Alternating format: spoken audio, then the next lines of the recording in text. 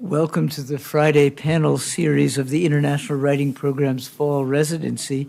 For those of you who are new to our programming, we've given our writers a topic to consider and present to you today. Copies of these précis will be available next week on our website at iwp.iowa.edu,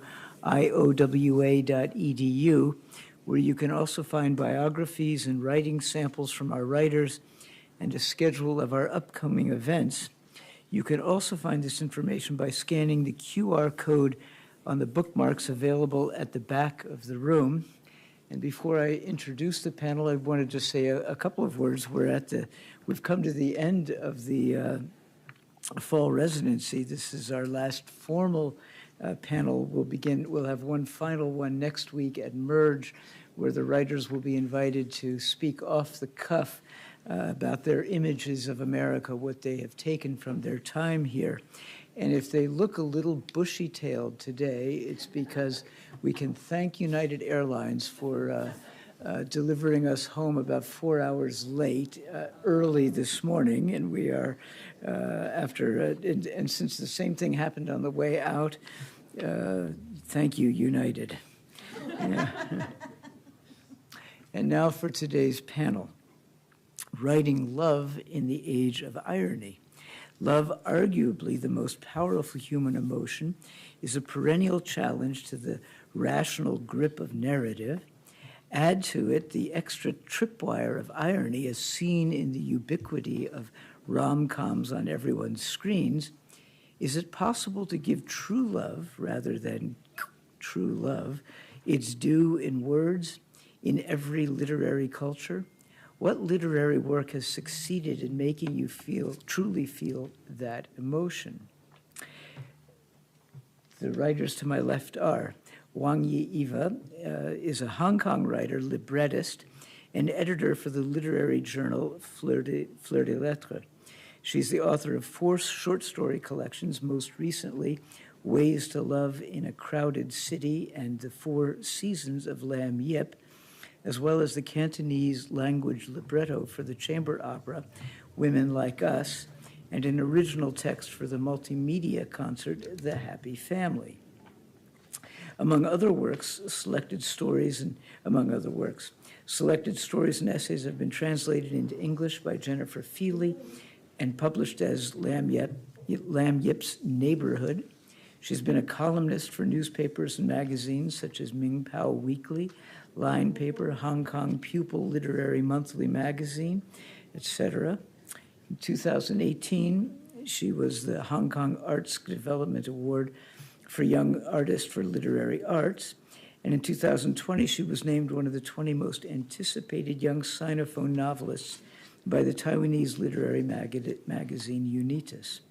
She currently teaches creative writing and hosts a reading radio program called Book Review, and her participation in the Fall Residency was made possible by the Robert H.M. Hope Family Foundation Global. Seated next to her is Marciela Guerrero, a poet and writer from Mexico City. She's the author of 9 poetry collections, most recently Rio Revuelto. She studied Hispanic language and literature at the National Autonomous University of Mexico and later earned a master's degree in Latin American literature at the same institution. In 2015, along with Hilatio Rodriguez and Paola Abramo, she organized the performance project #Ropa Sucia, which worked to expose the invisibility of women's work in all professional fields, particularly as writers and creators. Her recent novel was a finalist for the Dharma Kasiwabi Award, and her work has been translated into Swedish, French, English, and German, among other languages. And she's been a fellow of Mexico's Distinguished National System of Art Creators since 2018. Her participation was made possible by the Bureau of Educational and Cultural Affairs at the U.S. Department of State.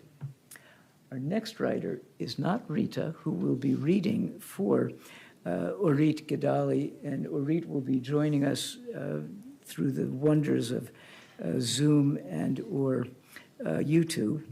Orit, she'll be joining us from Israel. She's an Israeli poet, picture book writer, editor, and the co-founder of Sadnaot Habayat, a school for creative writing in Israel that she has co-directed for 2 decades.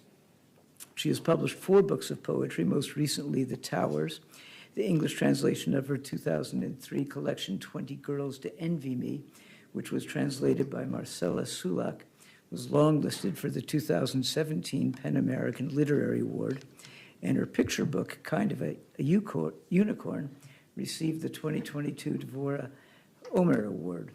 Her latest picture book, Ready, Ready, was published in September. Her poems have appeared in such publications as Haaretz Literary Supplement, Yedio Literary Supplement, and Granta Israel, and her books have been translated into 12 languages. Fulbright Israel sponsored her participation in the residency. And last but not least is Noelle Q. de Jesus.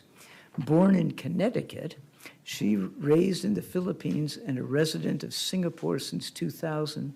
Noelle is a writer, copywriter, magazine editor, translator, and the author of 2 short fiction collections, Cursed and Other Stories, and Blood Collected Stories. Among other magazine and copy editing work, she helped establish Cosmopolitan Philippines and has served as a deputy editor for Elle Singapore. She also started the Filipino flash fiction anthology series Fast Food Fiction, Short Stories to Go, and co-edited Missed Connections, microfiction from Asia, which is forthcoming. Her work has appeared in Puerto del Sol, Witness, Mad Season Review, and New Limestone Review, among others, and was recently anthologized in The Art and Craft of Asian Stories, a writer's guide and anthology. She has an MFA in fiction from Bowling Green State University and describes herself as a married empty nester with 2 adult children. Her participation is funded by the National Arts Council Singapore. And I want to say a special thank you to the Iowa City Public Library, which has hosted this for so many years here, and on very short notice figured out how to get Orit to join us from a distance. And another thank you to Russ Ganem, Dean of International Programs, who made possible the pizza in the back. Eva? Hi, thank you. Hi, I'm Wong Yi. There is a great tradition of love stories in Hong Kong literature. You may have heard of Eiling Zhang Eiling's famous novella, King Sing Ji Lun, Love in a Fallen City, a story about how it took the fall of Hong Kong after the Japanese invasion in order for the lovers to become aware of their true feelings for each other. Another famous example is the short story 像我這樣的一個女子, A Girl Like Me by Sai Sai Shishi, in which a mortician is afraid of telling her boyfriend the truth about what she does for a living because she's afraid that his love for her will die immediately if he knows that the faces she puts makeup on are no longer alive. In the heyday of the newspaper column, many talented Hong Kong writers such as Yik Su filled the pages every day with fictional romance narratives to entertain the readers of the pre-internet era. My latest short stories collection, entitled Ways to Love in a Crowded City, 擠迫之城的戀愛方法, also ran as a newspaper column for 2 years. Although the title of the book may sound like I'm trying to teach readers every single way to win over a lover's heart, I'm in no way interested in writing a self-help book. Instead, I wanted to use my short stories to demonstrate the various possible emotions and behaviors related to romantic love, including those of people feeling indifferent to or even repulsed by romantic love, and the ways in which romantic love is expressed by those living within the unique constraints of a crowded and busy city like Hong Kong. I get it. Portrayals of love can feel so shallow and cheap sometimes, especially when used in advertisements as a shortcut to suggest that if you use this product, you will live happily ever after, or in cookie-cutter rom-coms, or in popular fiction, often considered lowbrow. I began publishing short stories as a newspaper columnist 15 years ago, and Ways to Love in a Crowded City was the first time I placed romantic love at the forefront of my work. As a columnist, I'm used to producing one short story every week, and doing that for months and years on end requires the consistent generation of new and functional ideas for writing, which would be a huge challenge for everyone. Over the years, I have noticed that love is a marvelous tool for the fiction writer in a hurry. It can instantly bring conflict and motivation to any story, explain away any ridiculous behaviors and choices on the parts of the characters, and add momentum to a story that doesn't want to go anywhere, but needs to get out to your editor in a few hours. Sprinkling romance into your half-baked story to make it interesting is so easy, like adding chicken bouillon to a pot of soup to save yourself hours of brewing your own stock on the scorching hot stove. And it is precisely this dangerous convenience that motivated me to work as hard as I can and to go as deeply as I can into certain issues that can only be revealed through stories about love, such as the Hong Kong culture of long working hours and working overtime at the office, leading to insecurity in the heart of the lover. Couples making out in IKEA instead of at home because their rent is too high. Lesbian couples contemplating emigration to Taiwan because in Hong Kong, gay marriage remains illegal. Albert Camus wrote in The Plague, "Perhaps the easiest way of making a town's acquaintance is to ascertain how people in it work, how they love, and how they die." My stories use love as a way to play with techniques in fiction writing and as a way to unravel the unique conditions of life in the city I call home. Love is a very powerful, basic human need, containing great power to help humans survive through impossibly painful times. Case in point, 3 months into the initial pandemic lockdown, all of my close friends told me that their exes were coming out of the woodworks and asking to reunite.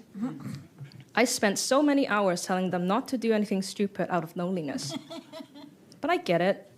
Love offers comfort and distraction, especially in times of chaos and great distress. It is a safe haven. Love stories do exactly the same thing. The pandemic hit during the run of my column, Ways to Love in a Crowded City. So I wrote about lovers arguing over whether the boyfriend should or should not go see his passionate ex-girlfriend who had promised to give him surgical masks. Those were in citywide shortage at the time.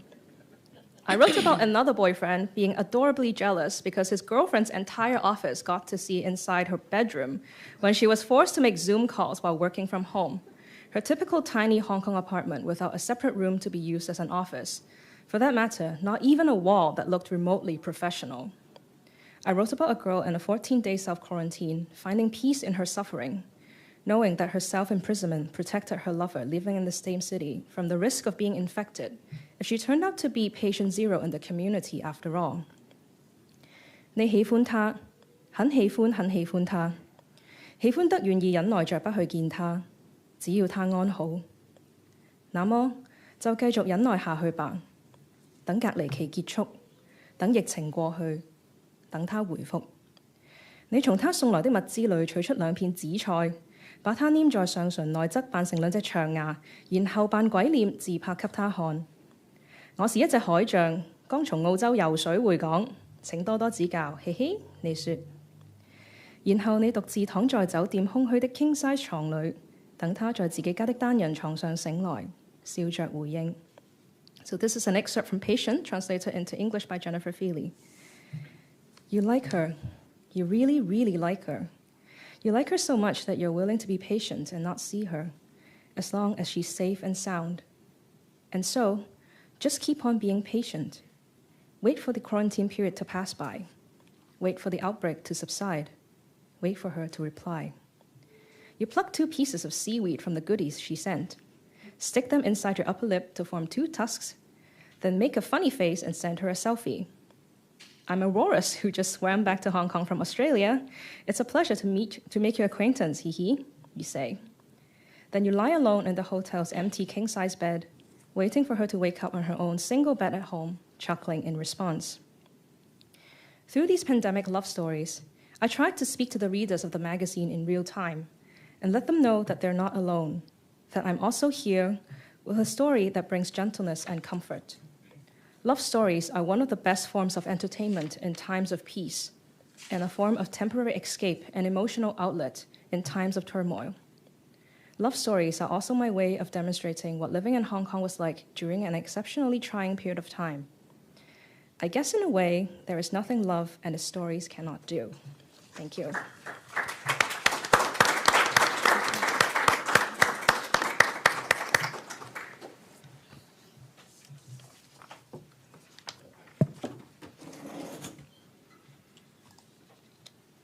Do you want them a little bigger? Yeah. And we scroll down. Yes, perfect. Thank you. Hi, everyone. I want to say thank you to Marina and my translator, Robin Myers, who helped me with this.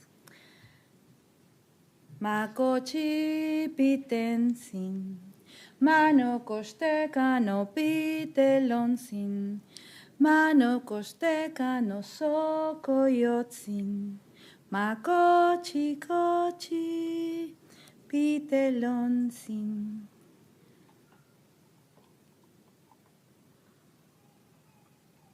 This is a lullaby in Mexicano, Nahuatl. And this is a poem for the most important writer in Mexico and Latin America, Sor Juana. I'm only going to read the first strophe. Amor empieza por desasosiego, solicitud, ardores y desvelo. Crece con riesgos, lances y recelos.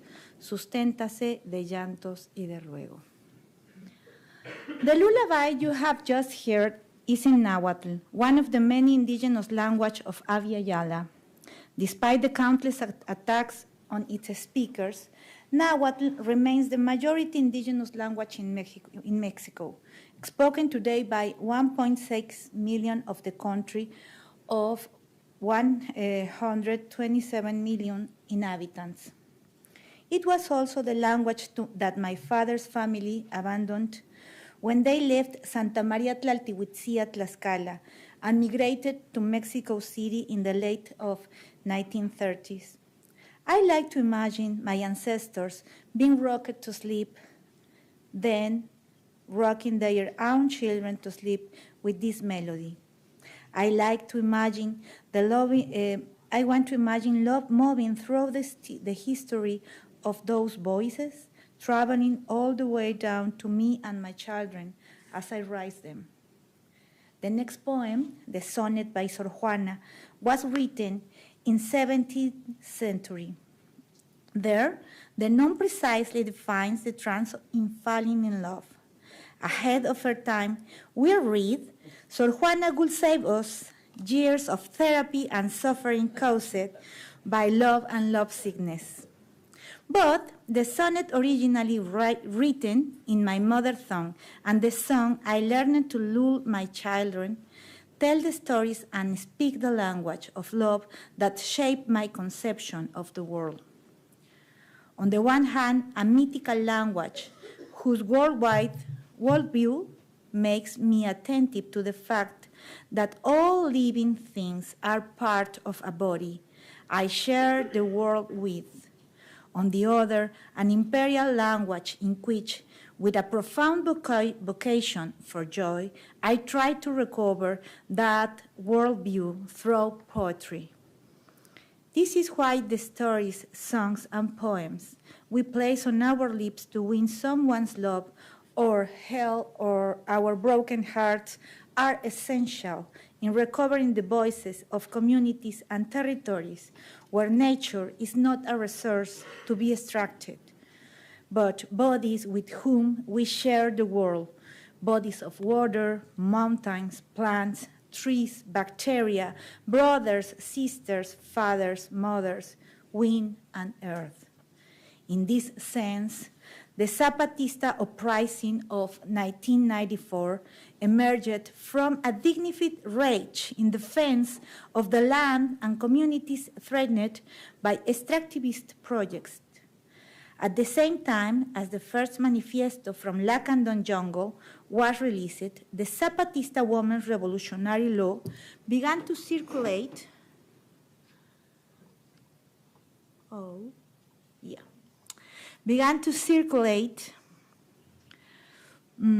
This document expressed women's demands for participation in public life, the right to have work and a fair salary, the right to marry or not, as well as the right to decide on how many children to have, contraceptive measures, health, and education, the same rights that Sor Juana had defended for herself and other women 3 centuries before.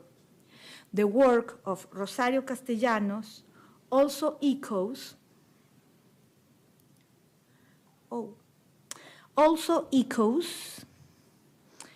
in the rights demanded by this law. In her novel, Balún Canán, Castellanos recounts the many forms of oppression that operate on women in Mexico, as well the many forms of dispossession that have operated for over 500 years on indigenous communities in Abya Yala.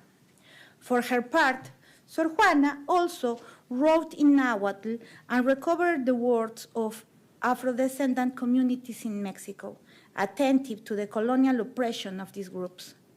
In the recovery of this language and in the writing of environmental activists all over the world, we find stories of love that offer us not only forms to struggle against extractivism, but also an erotic ethics that illuminates the search for another possible world.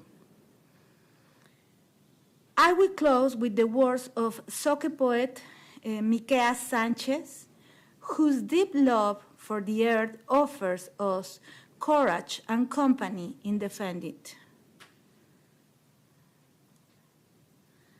We can hear her voice. Sonerambote, mina unasomo, nechao mindangucham, kakuchiyao te no, yonyapabo wakasista, yakaya yao te hopaktam, tungayao putsi mutpamo te no, mutpamo do gomis virang no. Angu kamunyao atiram, sabsiyao te tumin, sasachambo kirawayomoram, te sudgu y muspabo da huyo, angu makuyao nzotsuram, sabsiyao kowina ahkui, sasmayao huchere wopio te kirawaistkui. Mina unasomo, mispiao mindangucham, yayas pavos te kasokyucham, to isan siramo te toya, te yakshkuitkui, te tuhkuy ispiomi, sonerambute, hisminatsame. Somos millones. Ven a mi tierra, instala tus máquinas, envenena los ríos que bebe el ganado, contamina los manantiales, llena de podredumbre el ojo de agua y el ojo de Dios. Engaña a mis hermanos, ofréceles el pan y la codicia, los placeres de la carne, el amor que se oferta al mejor postor. Soborna a mis hermanas, promételes poder y riqueza, háblales de las maravillas del primer mundo. Ven a mi tierra, instala tus máquinas aniquiladoras de ternura, muéstranos el dolor y la desesperanza, el impacto de las balas. Somos millones y no te tenemos miedo.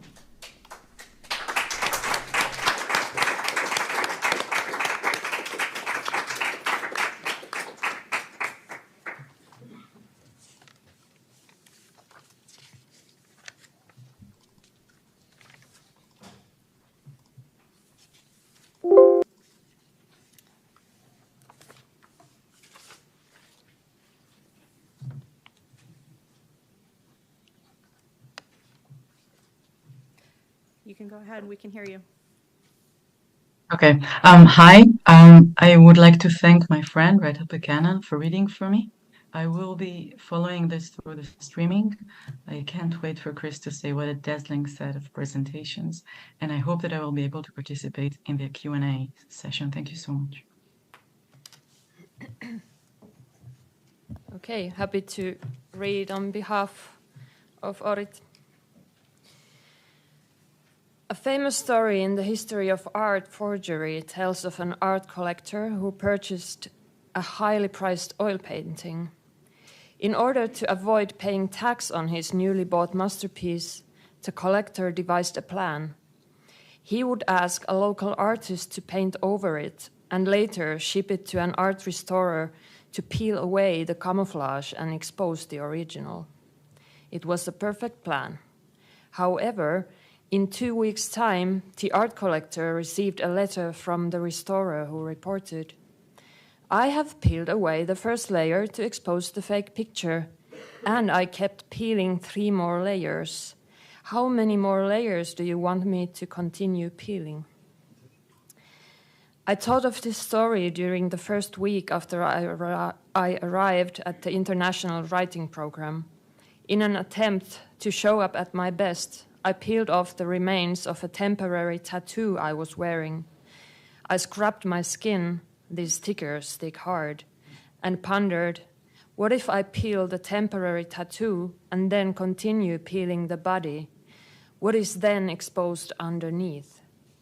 Is the body the finite layer, this masterpiece, noble in reason, infinite in faculty, etc.? Or is it just another layer in the game of illusions? I walk around the world with an abstract and well-repressed sense that what I consider to be real may be just a temporary facade. That some kind of transcendence is just around the corner to relieve me of my too strong belief in the truthfulness of the body, in this world of objects and matter, ready to reveal a something that lies underneath it. But how can I reach this mysterious underlying something? The transcendence, whose warm bass voice I crave to hear, has not spoken to me yet, and God knows I have waited, pun intended. Even science has failed to teach me what lies beyond the veil of cognition. Over 100 years ago, the mathematician David Hilbert published 23 unsolved problems. One of them challenged mathematics to find a complete set of axioms to describe the physical world, and another to find a complete set of axioms to describe the mathematical world. The first task is still to this day an unsolved mystery. The second, Gödel, proved impossible almost 100 years ago. So, no answers yet from science, and no divinity yet talking to me. With no better tool at hand to explore my persistent intuition, I turn to my own implicit bodily knowledge, and that's where love and writing about love comes in. In very few rare instances, when I happened to be in a state of intense love, something very strange happened. I had a physical experience of melting down. I wasn't confused by the multiplicity of the world. A deep sense of warmth flooded my body and turned matter into a unity of a single wave. Maybe this too is an illusion, a fabrication of my mind, but I do know that I had it, and that this experience, the bodily sensations defying the body, taught me that love, a wavelength of unity, is a categorically different experience of reality. It is of a different order. How can I tap into this wavelength and into it to return? Maybe I should use my poetry about love, my language, my verbal incantations to call upon it. Language in Hebrew is safah. It is the same word as border, edge. Hebrew teaches me that I can use my language in the most sublime and intense form to stand on the edge of perception and cross to the other side. I can use poems to defy fiction, not the fiction of the story, but the fiction of reality itself.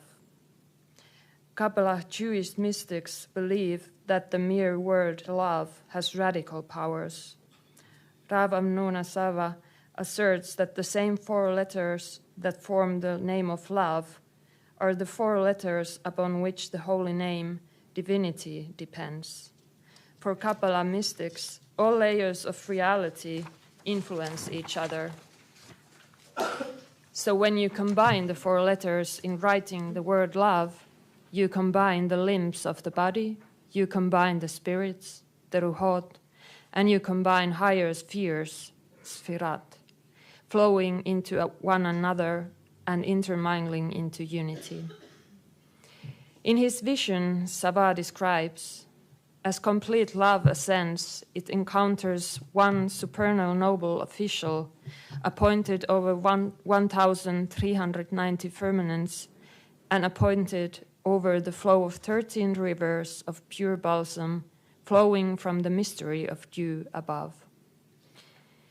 Yet even without this lush promise of the rich heavens flowing into the world at the moment of assemblage of the written letters of the word love, I can simply say, writing about love, reading about love, is a way to expand the spirit, widen it, prepare it to experience a greater order.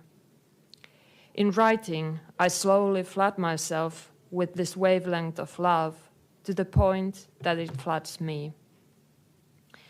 So when asked to talk about love and irony, I left the irony out. I refuse to believe in the duality, let alone the multiplicity of the world.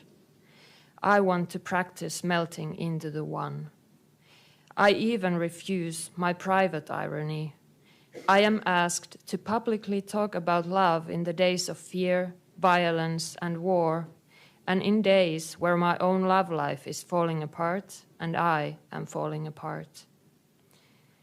23 years ago, I looked at my husband while he slept and wrote the line, "If I had money, I would hire 20 girls to envy me." Even now, in these days when I mostly cry, I would still hire 20 girls to envy me. In the world of phenomena, I may be separate from my man and from my suffering brothers and sisters that I may or may not consider enemies. But in the depth of it, we are all inseparable. We are one wavelength of what Thich Nhat Hanh calls interbeing. If I forget this unity, if I let reality convince me with its forgery, and specifically with its temptation of pain, the inducer of over-identification with the small self, I will separate from the real vastness, from my real family, and I will inevitably start a cycle of violence. I refuse. I chose to feel all the pain I could feel, mine and others, but never stop in the realm of separation. I rather seek unity, write about love, talk about love, call the name of love until all the layers melt and an undeniable truth exposes itself. A truth that says yes, a truth that says one, a truth that says us.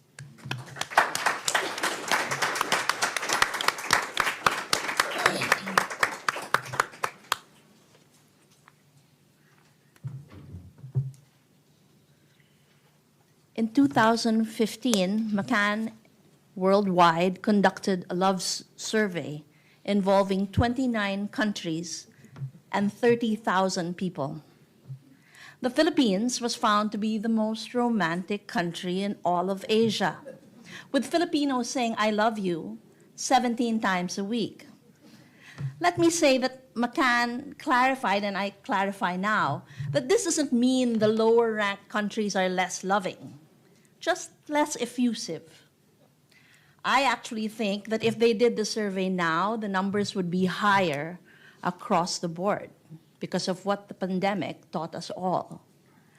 But the Philippines does love love. We're the Latin Asians. And I know we'll still be on top. The US, if you look at that graph, is also up there. Now, Singapore is 75% Chinese, and in general, Chinese culture tends to favor more reticence, emotionally anyway. Singapore is also very conservative. For instance, To build stable communities, the government extends easy home ownership terms to married couples in a country where property and space is as where property and space is as costly as it is scarce. The result? A marriage proposal can take the form of just one line that doesn't make reference to love at all. So, shall we register for a flat? In the US, current attitudes, political correctness, evolving sexual norms, to say nothing of Me Too, have all impacted the practice of love. What's more, the pandemic, the internet, and screens in general have resulted in an entire generation coming of age with more social awkwardness and anxiety than ever before, even here in a place where small talk is de rigueur. Face-to-face courtship encounters are rare after schooling, and relationships in the workplace are frowned upon. As my 25-year-old daughter says, who even meets people organically anymore? Dating apps are old news. Now there are even apps for making friends. At least, love is love is love. It's more inclusive than ever before. Still, people don't fall in love as much as they step gingerly into it, as if love is a swimming pool and no one's really sure whether it's clean or too cold. On the street, people are on screens and headphones. The things that might lead to love, chemistry, appearance, attraction to mannerisms, a smile, a voice, a manner of speech, these hardly come into play. No one's looking or listening anymore. And should a person find another attractive, they need to proceed carefully. Ensure that advances are 1, welcome, 2, appropriate, and 3, clear in their intention. Getting caught up, carried away, or losing one's head are out of the question. Instead, people create lovable profiles for themselves online to go together with curated photos. On Hinge or apps like it, boundaries, requirements, and non-negotiables are listed as people seek to be unhinged by love they think they'll recognize. The idea of sex as a mere biological act requiring neither love nor emotion makes things even more complicated. Nevertheless, I admit love looms large in my work. Once in 2008, I was asked to write a chick lit genre novel that ended up becoming my first book. Never mind that the editor had me revise the first draft completely because I had not delivered what she wanted. This is a real novel. I was so conflicted, I published it under my married name. Over 15 years of working on women's magazines like Cosmopolitan and Elle means I can write an 800-word RRYR piece, reviving the romance in your relationship piece in an hour flat. Early in 2023, I wrote an entire 10-episode season premiere podcast, Singapore's version of NYT's Modern Love. My latest book this past May is the English translation of a Tagalog novel, For B, or How Love Devastates 4 out of Every 5 of Us, by screenwriter and Philippine national artist Ricky Lee. And then there are my 2 short story collections. I cannot escape my own inclination towards love as a subject. Yet I like to think that in my fiction, I write about love in all its complexity as it appears in this world, not only with irony, but also with cynicism and pragmatism. I write about love recognizing my own laughable earnestness. But I also write about love's absence, its deficiencies, its pain, its weight, which is still writing about love. Weeks ago, IWP poet Wong Yi Eva from the Ukraine confessed she does not write about love, nor has she seen herself or her feelings reflected in works about love. And yet I believe that if there were a work that explored love in all its shades, with all its paradoxes, she would. Writers of literature should slaughter the fairy tale and sidestep the formula. That's what I strive to do. Render love's violence and mystery, yet in spite of these, also its joy. I write about imperfect people who love imperfectly and explore imperfect love. That is the true irony. We all write about love ultimately because it's the daily work of every life. It's the salve for the veil of tears that is human existence. While thinking about this, I remembered a song that played nonstop in Manila in 1980 when I was 12. To this day, when I hear it, I can't help but sing along, corny as it is. That helplessness keeps me writing about love. And of course, I have to play it for you, not in its entirety, but the translation is below.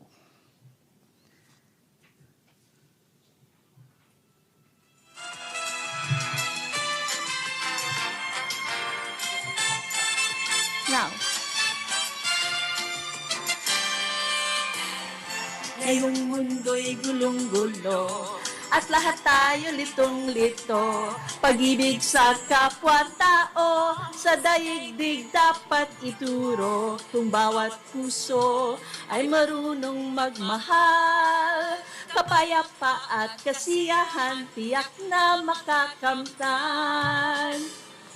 Lahat tayo pantay-pantay sa biyaya ng may kapal. Lahat tayo akbay-akbay, handang tumulong kanino man. Kung bawat tao ay marunong magmahal, kapag kulay o salita, tiyak na makiisa. And this is why I play this.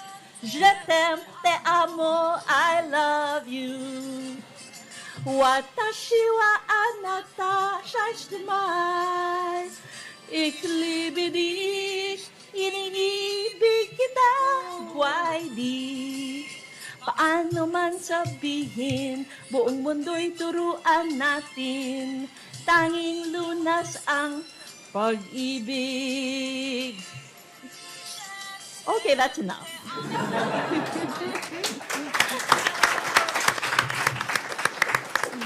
That song, which combines I love you in I don't know how many languages. The translation of the song is right there. German. Spanish, German, Japanese, Chinese, French.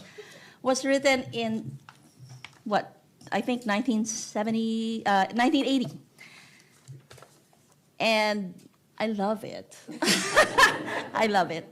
And the English translation is there, I translated it. Let me end this with a poem I wrote in 1988 as an anniversary gift to my love because I had no money for a present. In 2002 in Singapore, there was a call for submissions for love poems, and I said to my husband, hey, remember that poem I wrote for you? Can I have it back? Now there's a love story with irony. And the poem is there for you to read. Thank you.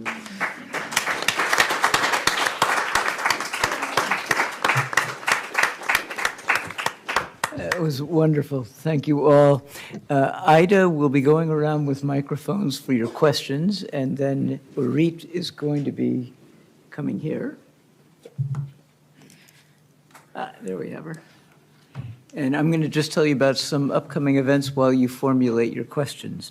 This is the last of our panels in the Iowa City Public Library this year, but we do have one more panel discussion next week. Join us next Friday, November 3rd at noon in the Merge co-working space on the Pedmaw for our annual Images of America panel, where our Fall Residency writers will reflect on their experiences in Iowa and the U.S. generally. maybe United Airlines will figure into that. This is always a humorous, surprising, and poignant event, and we hope you'll come to join us if you are able. Please note that there will not be a reading at the Shamba House tonight. However, our final reading in the series will take place at 5 p.m. next Friday, November 3rd. This last reading will feature Martha Cecilia Ruiz, who is from Nicaragua, and Marina Porcelli, who is from Argentina. This Sunday, October 29th at 4 p.m., our Prairie Lights reading series will conclude with a final reading featuring Artur Domyslawski, who is from Poland, Rita Peckman, who is on our panel today, and who is from Finland, and MFA candidate in literary translation, Jack Rockwell. We hope to see you there. Afterward, that same Sunday at 7 o'clock in room 105 of the Adler Journalism Building, our Cinematheque series will screen the film PK, introduced by Saba Hamza from Yemen. The film will be followed by a brief Q&A. And now to your questions. I'd also like to ask everyone to, particularly today, speak up into the microphone so that Orit will be sure to hear you. Yeah.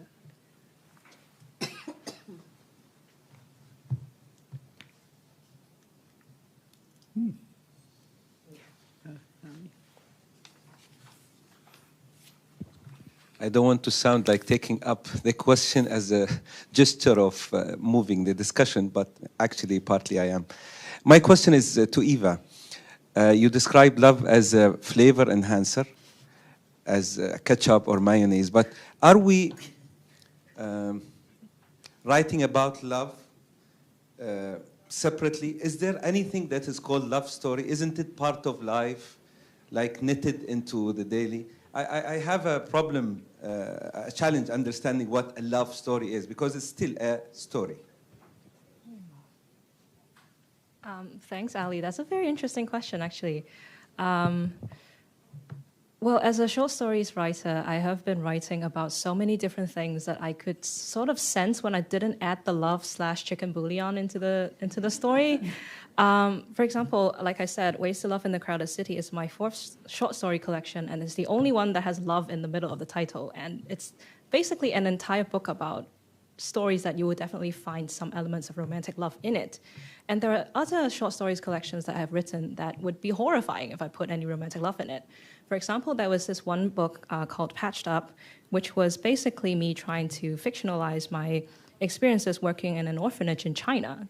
So if I put any of the chicken bouillon in the stories, it would be very scary. It's like, oh no, what is this woman doing talking about romantic love when you're working with small children? But I guess the idea of putting love into the story for it to work as an important element of the story, that would qualify it as a love story for me. For example, I mentioned a couple of the famous examples from Hong Kong literature where you really need to use the lens of romantic love for the story to stand and to be so powerful. For example, there are many, many ways you can talk about war or the Japanese invasion of Hong Kong, but if you do it through the lens of romantic love, the whole story changes, and it brings a certain level of humanity into it. And it shows you that even in times of turmoil, there's still a humanity in it. There's still hope, there's still heartbreak. People still love when there is a war going on. So I feel like that provides a very important perspective. If you took the romance out of it, if you took the love out of it, it would be a completely different story. And that's also what I was trying to get at. Like, for a good story, you can put chicken bouillon in it, but make it worthwhile, like make it work. Not just like a little garnish that says, okay, I put chicken in this, but make it so that it is indispensable. Make it so that if you take it out, it's just not the same. So that's a sort of my little response to the question. Thank you. Other questions?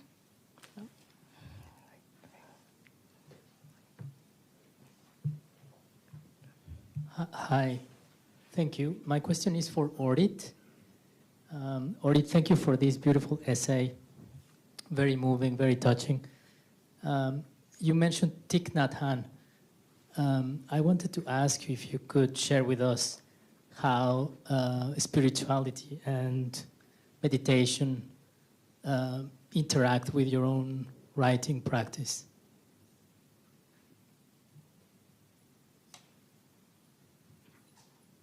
Thank you. I think the most important thing to say about meditation is that it's a point where you don't add input, but actually wait for input. You wait for something that you don't control to speak to you, to be revealed. And in this way, it is a very deep practice to listen to the voice of love and then implement it in writing. So it's one flow. And in this regard, if I have to add an answer to the former questions, I would contend that love stories are stories where the people, the protagonists, are being motivated by powers that they don't know of and that they don't decide of. And this chaotic element, this is something that is initiated outside of the self and influences the other. I think this would be the flow. And this is true also for meditation to poetry and also for love into life.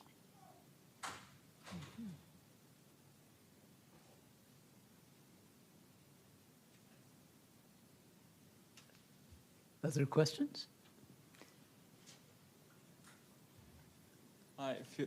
Hello? Oh, okay. Can you hear me?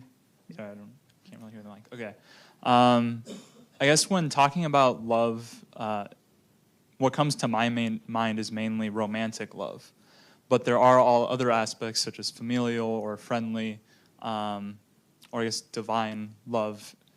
And I'm just wondering about this is for any of the panelists to answer or speak on, just thoughts on how these other aspects of love can come and appear in your stories, and also how it can inform the romantic love that can be present in stories, and how it can possibly even deepen how we could present that in our own writing.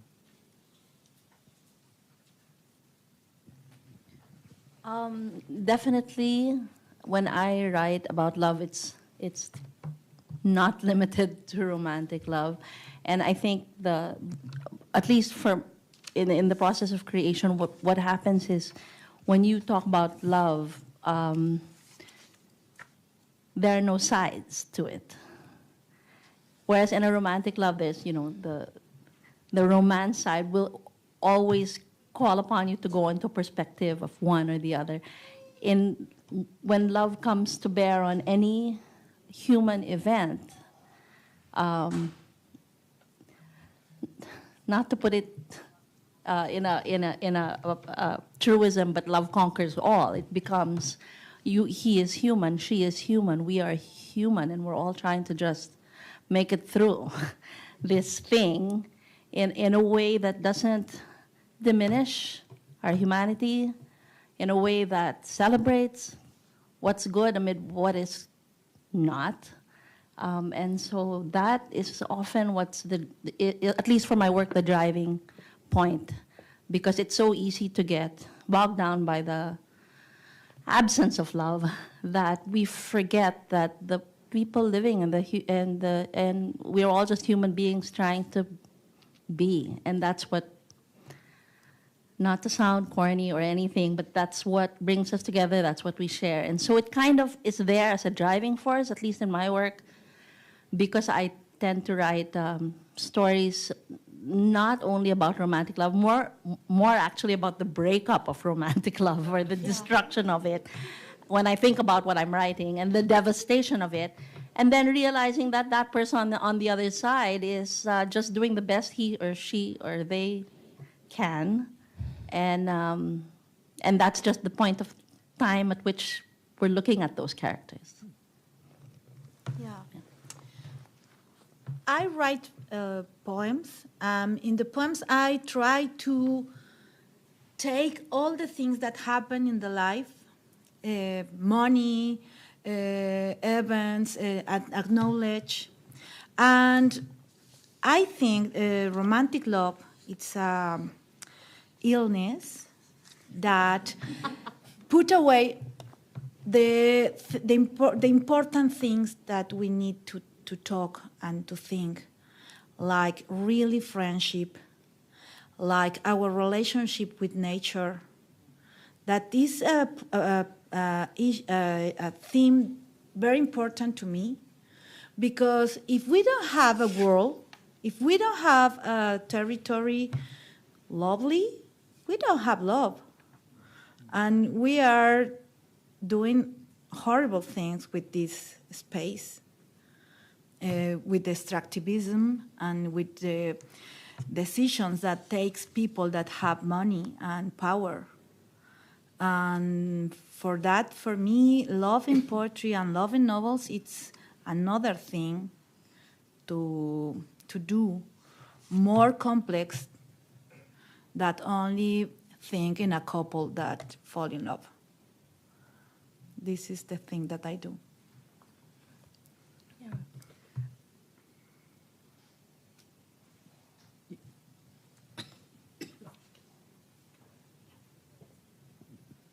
I want to thank all of you. The presentations today have just been very moving, very deep, and thoughtful, and it makes me think of the American writer Bell Hooks, and she was, you know, a lifelong advocate for love in feminism, love in social structures, love in public, in the sense that you know, that social justice is a demonstration of that. And it just seems like, you know, we use the phrase irony in this title. You know, it's, in a way, it's cynicism, and that there's just as much cynicism for that broad love, that universal love, as there is for romantic love. And I just wanted to, you've touched on it already, but just get your thoughts on how we overcome that cynicism about making that, you know, that kind of deep connection love that, you know, that's so important, you know, more part of our social structures and part of our daily living. Orit, everyone is looking at you. You're so big on I think we need to...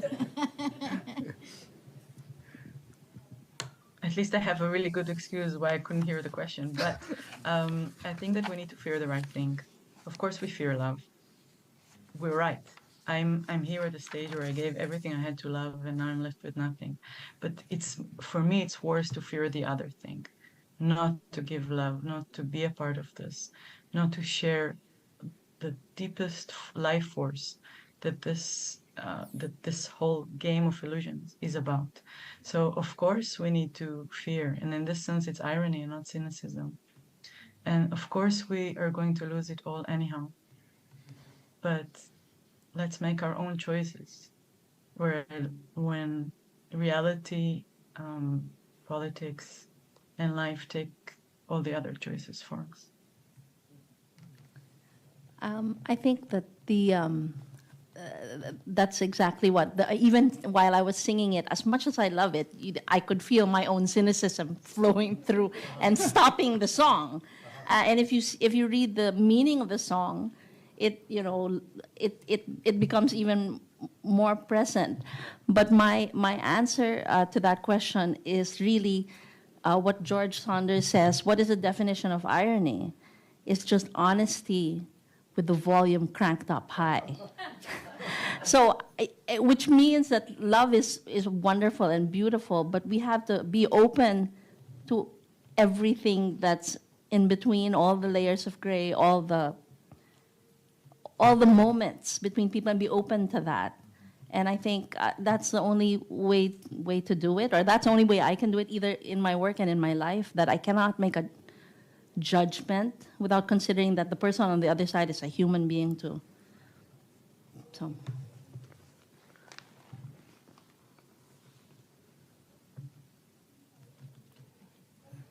That may be the place where we bring to a close a remarkable session of all of these presentations. Thank you so very much.